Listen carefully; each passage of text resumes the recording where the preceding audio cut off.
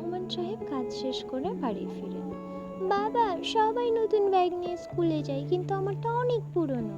বাবা হাসি দিয়ে, মা আর কিছুদিন অপেক্ষা করো, আমি তোমার জন্য নতুন ব্যাগ কিনে এনে দেবো। তুমি সব সময় বলো কিন্তু কিনে এনে দাও না। রহমান সাহেব সারাদিন কাজ করে এখন ক্লান্ত, বিছানায় শুয়ে নিজের মনে মনে, মেয়েটার ছোট ছোট ইচ্ছেগুলো এখন আর পূরণ করতে পারি না। এই, তোর ব্যাগটা এত পুরনো কেন রে? মায়া মন খারাপ করে দাঁড়িয়ে থাকে এবং চোখে পানি আসে। জন্মদিনের সকালবেলায়, মা দেখো, আমি তোমার জন্য নতুন ব্যাগ ও কেক কিনে নিয়ে এসেছি, বাইরে এসো। মায়া অবাক হয়ে তার বাবাকে দেখে এবং বলে, বাবা, এগুলো সব আমার জন্য? হ্যাঁ মা, এগুলো সব তোমার জন্য। মায়া বাবাকে জড়িয়ে ধরে এবং বলে, বাবা, আমার ভুল হয়ে গেছে, আমাকে মাফ করে দাও।